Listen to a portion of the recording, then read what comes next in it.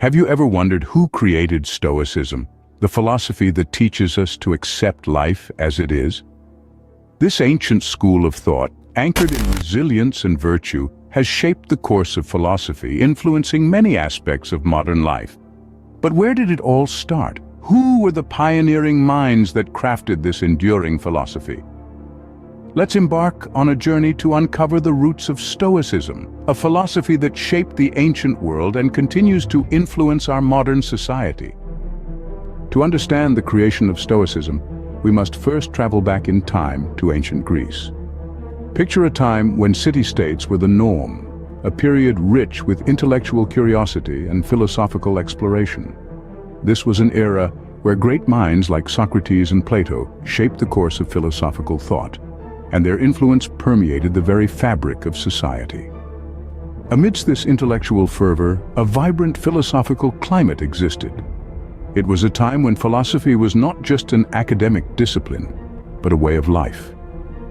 The Greeks believed in the pursuit of wisdom and virtue, and these ideals were deeply embedded in their culture, shaping their approach to life and society. In the bustling city-state of Athens, the cradle of Western philosophy, public spaces were often filled with philosophers discussing and debating ideas. People from all walks of life would gather around to listen, learn, and participate. It was a democratic haven for intellectual discourse.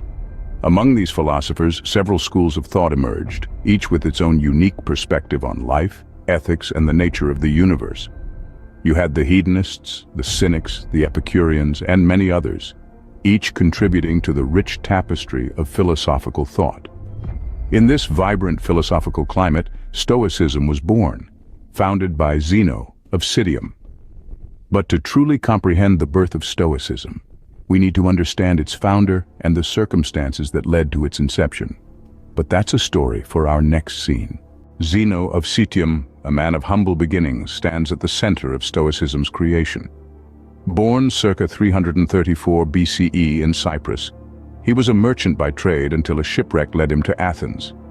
There he discovered philosophy, becoming an ardent student of the Cynic school of thought. But Zeno was destined to carve his own path. Influenced by the teachings of Socrates and other philosophical systems, he formulated Stoicism. The Stoa Pokyle, or painted porch, in Athens, is where he began teaching this new philosophy, hence giving Stoicism its name.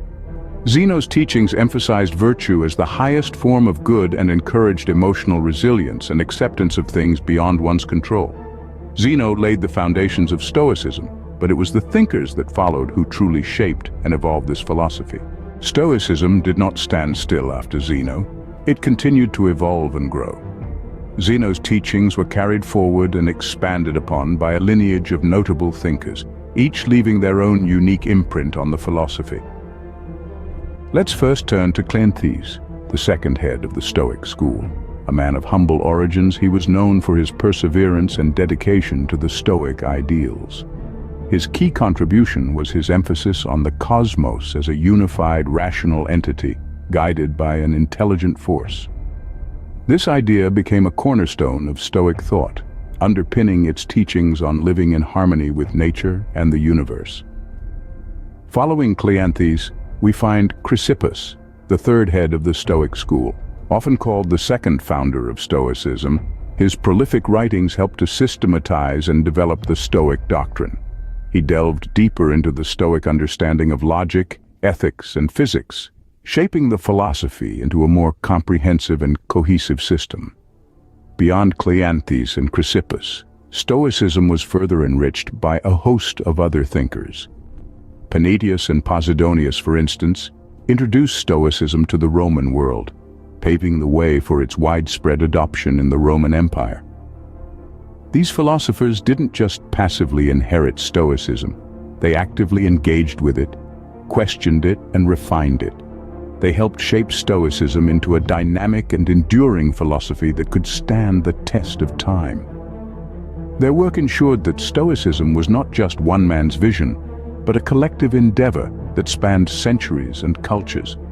But the story of Stoicism doesn't end in Greece.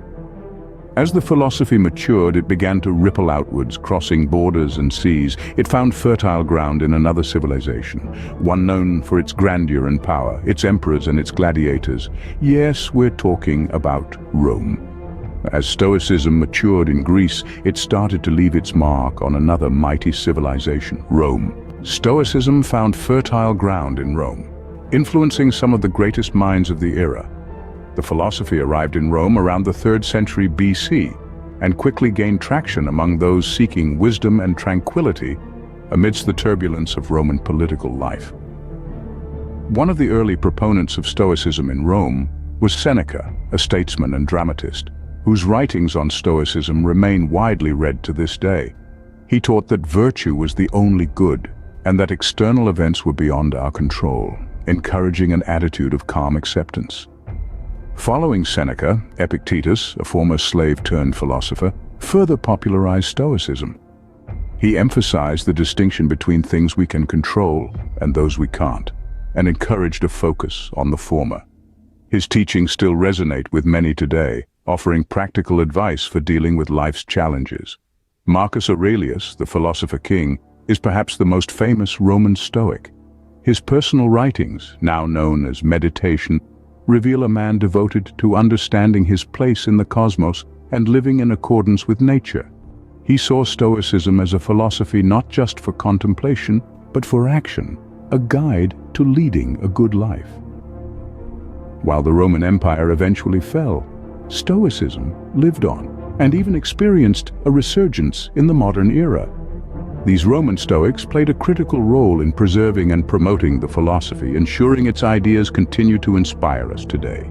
In our modern world, Stoicism has found renewed relevance. The timeless wisdom of Stoicism, with its emphasis on virtue, resilience, and acceptance, has found resonance in the hearts of millions in the 21st century. From business leaders to athletes, from artists to everyday folks, people from all walks of life are turning to Stoicism as a guide to navigating life's challenges. Why, you may ask? The modern world is fraught with uncertainty and change. Stoicism, with its focus on inner strength and tranquility, offers a compass to navigate through these complexities. It encourages us to focus on what we can control and let go of what we can't, fostering resilience and equanimity. Moreover, Stoicism has found a place in the realm of personal development. Its principles act as a toolkit for self-improvement, helping individuals cultivate virtue, patience, and mindfulness. Stoicism, a philosophy born in ancient Greece, continues to inspire and guide individuals in their quest for personal development and resilience. From Zeno of Citium to modern-day followers, Stoicism has journeyed through time, evolving and adapting. It emerged from the bustling streets of ancient Greece, shaped by philosophical giants, and has left an indelible mark on Roman philosophy. Today, Stoicism experiences a modern resurgence, its timeless principles of virtue, resilience, and acceptance resonating in our complex world.